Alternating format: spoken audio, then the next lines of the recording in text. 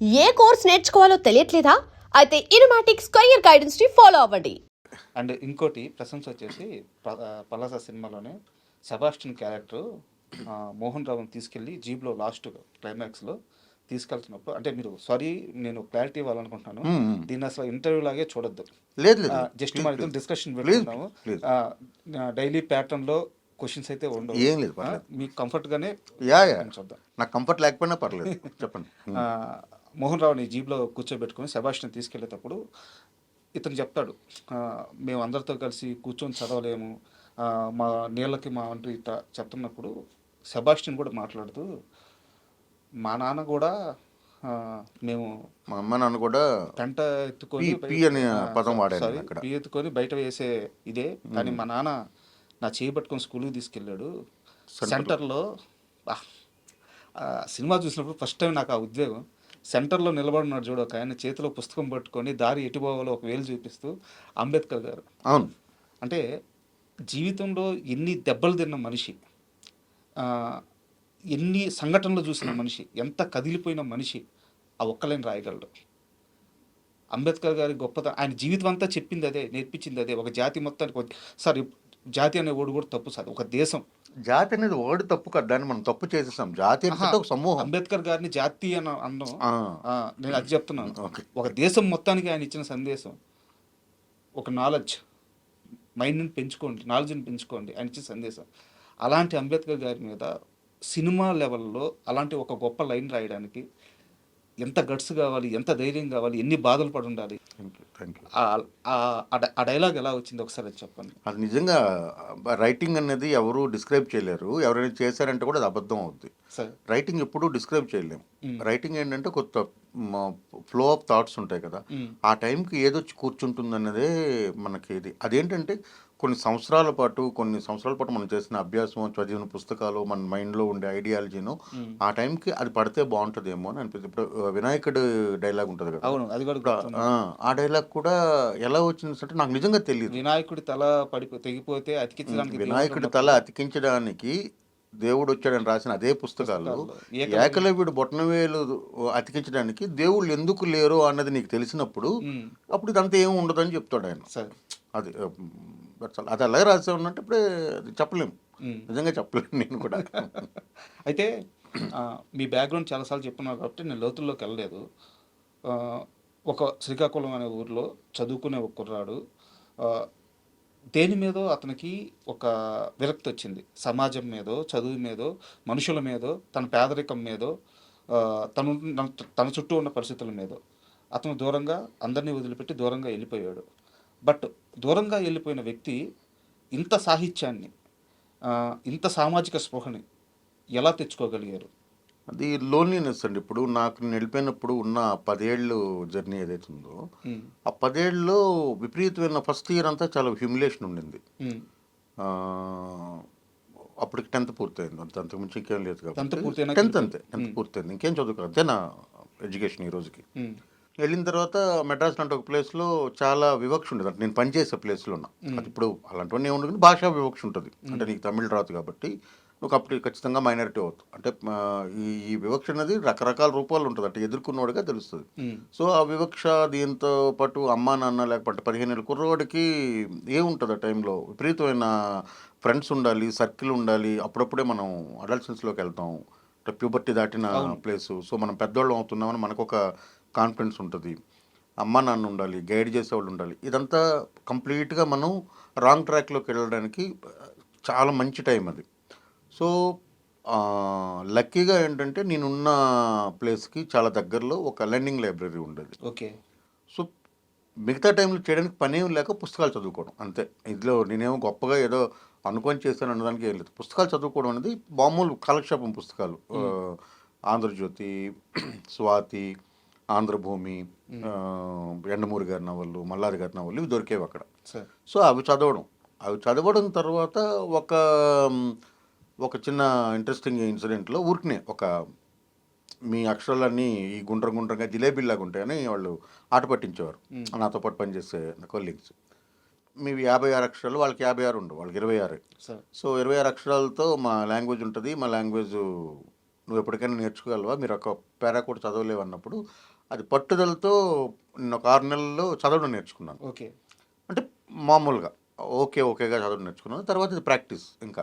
So Tamil ఒకసారి చదవడం మొదలుపెట్టిన తర్వాత తమిళ్ తాలూకా టేస్ట్ నాకు బాగా నచ్చింది. అంటే వాళ్ళ లిటరేచర్ టేస్టు తర్వాత ఆ, ఎక్కువగా నాకు బాగా ఎక్కిందంటే అప్పుడే టీవీలు రావడం, టీవీలో మంచి ప్రోగ్రామ్, అంటే ఇప్పుడు దూరదర్శన్ వచ్చిన కొత్తలో అద్భుతమైన ప్రోగ్రామ్స్ వచ్చాయి తెలుసు కదా.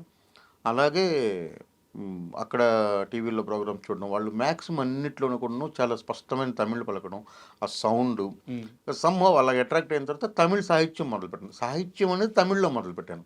తెలుగులో నేను సాహిత్యం ఏమీ చదువుకోలే, చదివినంత పల్పే.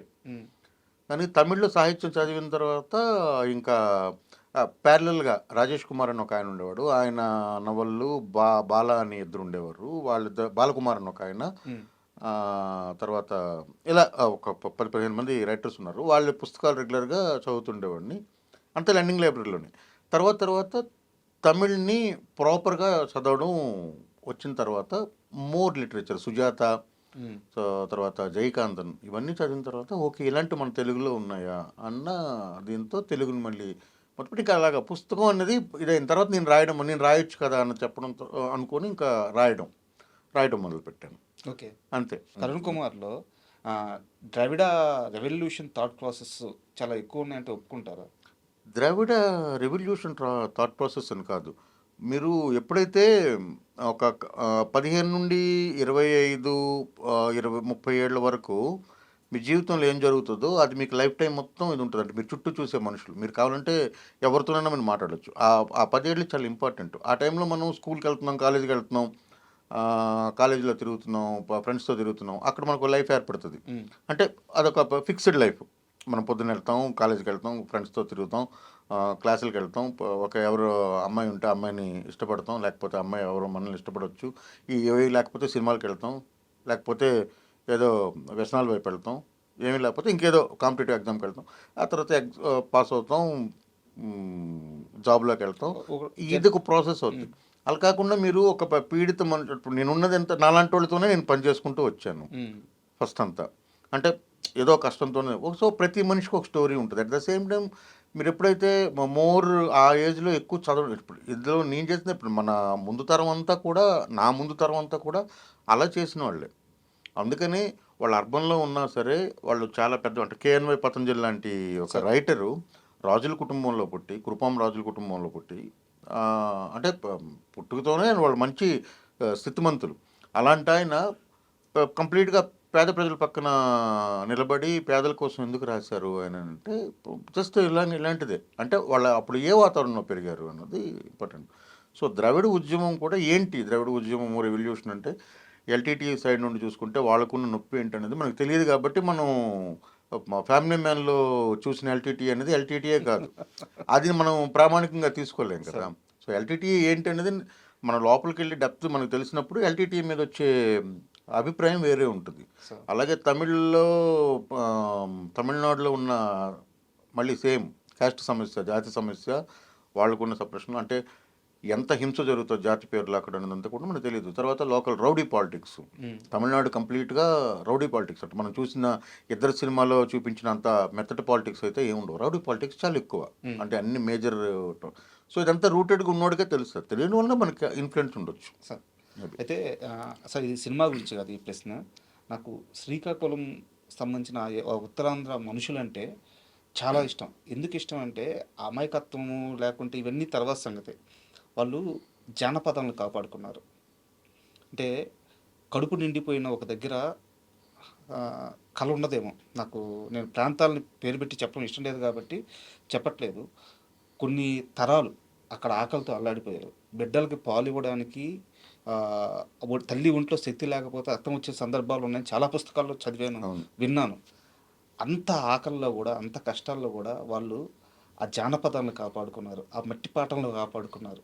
సో మీరు ఒక శ్రీకాకుళం నుంచి వచ్చిన వ్యక్తిగా మీకు నచ్చిన, మీకు వచ్చిన ఏదైనా ఆ పాట జానపదం ఏదైనా ఒక్కసారి పాడగలరా? జానపదం నేను ఇప్పుడు పలాసులో పెట్టిన జానపదాలు ఏవైతే ఉన్నాయో అవి సినిమా రాస్తున్నప్పుడే అవి పాటలతో సహా రాసిన స్క్రిప్ట్ అది. సో అక్కడ నెక్లెస్ గొలిసే రావాలి, ఇక్కడ బావొచ్చాడు పాటే రావాలి, స్టార్టింగ్ ఏ ఊరే పాట ఉంది కదా, అది యాక్చువల్గా జాలర్ పాట అనమాట.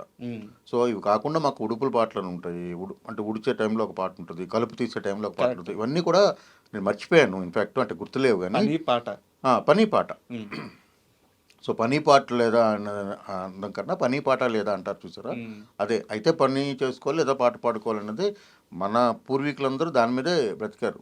సో ఎప్పుడైతే మీకు కరువు ఉంటుందో, కరువును మరిపించడానికి ఉండే ఒకే ఒకటి ఎంటర్టైన్మెంట్ ఏంటంటే పాట. ఇప్పుడు అసరయ్య ఉన్నాడు, సో అసరయ్య ఆయన నా చిన్నప్పుడు సూపర్ స్టార్. ఆయన ఒక కాగడా తీసుకొచ్చి వీధి మధ్యలో వెలిగిస్తే మొత్తం దాదాపు ఒక 200 మంది, 150 మంది, 200 మంది చుట్టూ కూర్చుంటే సాయంత్రం 8-8:30కి భోజనాలు అయిపోయి పడుకునే ముందు ఆయన వచ్చేవాడు. ఆయన వచ్చి అంటే ప్రోగ్రామ్ ఉందంటే ఇంకా ఊరంతా కూడేది. ఆయన మధ్యలో ఒక దివిటీ పెట్టుకొని జంకుల గుండ పెట్టుకొని ఎర్లీ మార్నింగ్ దాకా చెప్పాడు. 4-5 గంటలు మేమంతా ఎప్పుడో మా నిద్రలో జారుకున్నాం. బట్ పెద్దవాళ్ళంతా చూసేవారు. అలాగే హరిశ్చంద్ర డ్రామా దగ్గర నుండి రకరకాల డ్రామాలు ఇవన్నీ ఉండేవి. సో అదే అసలు నేను ఒకసారి వైజాగ్ నుండి పలాస వెళ్తున్నప్పుడు ట్రైన్లో ఆయన భిక్షాటన చూశాను. సో నేను గుర్తుపట్టి, నాకు తెలియదు కదా, ఆయన అలాంటి వాళ్ళని కొన్ని వందల గ్రామాలు తిరిగి ఉంటాడు ఆయన. అది చూసి చాలా పెయిన్ వచ్చింది. కానీ బట్ నేనేం చేయలేను అప్పుడు, ఆయన ఏం చేయలేను. బట్ ఎప్పుడైతే పలాస సినిమాని నేను చేస్తున్న అవకాశం వచ్చినప్పుడు అది ఫస్ట్ ఆయన్ని తీసుకొద్దామని చెప్పి ఆయన్ని పట్టుకొని కళ్యాణ్ అని మా అసోసియేట్ డైరెక్టర్ ఉంటాడు, ఆ అబ్బాయి వెళ్ళి వాళ్ళ అబ్బాయిని కలిసి అతన్ని తీసుకొని వస్తే ఆయన చాలా టెన్షన్. రఘు గారు చెప్పారో లేదో మరి నాకు తెలీదు. అతను చాలా టెన్షన్ పడితే ఆయన కంఫర్ట్ మా వీడియో కూడా ఉంటుంది, నేను రఘు గారు కూర్చొని ఆయనతో చాలా పాటలు పాడి తర్వాత ఆయన కంఫర్ట్ చేసి తర్వాత రికార్డింగ్ చేశారు, రఘు గారు చేశారు. సో అలాగా చాలా పాటలు. బట్ అది జాలర పాట కూడా నేను మర్చిపోయాను. నాకు పలాసలో పాడిన పాటే గుర్తుంది అంతే. అది పలాసలోనే ఫస్ట్ పాట ఉంటుంది కదా, ఏ ఊరే దాంట్లో షార్ట్స్ ఉంటాయి సార్. అంటే అదేదో సినిమా కోసం తీసిన షార్ట్స్ కాకుండా చాలా రియల్ గా చేతి వృత్తి అన్ని వృత్తులు చూపిస్తారు. ఊర్లో ఉన్న ఏమేం జరుగుతుంది అన్నది అంత మొత్తం యాక్టివిటీ మొత్తం చూపించి. అవును. And for more videos, please subscribe to iDream. Please subscribe to iDream. Please subscribe iDream. And please subscribe to iDream. For more videos, subscribe to iDream. please like, share and subscribe to the channel. Congratulations, iDream. Subscribe to iDream. Subscribe to iDream. So subscribe to iDream Media. iDream team andarki huge congratulations. Please subscribe iDream Media. Please subscribe to iDream. Subscribe iDream. Please subscribe to iDream. iDream అంటే నా కళల ఛానల్ను subscribe చేసుకున్న నోరు తిరుగుతలేదు, మీరైతే గంట గుర్తు కొట్టండి. For more such videos, please subscribe to iDream. Subscribe to iDream. Please subscribe to iDream. Please subscribe iDream Media. Please do subscribe to iDream. Please subscribe to iDream Media. For best entertainment and information, please subscribe iDream. And don't forget to subscribe to iDream.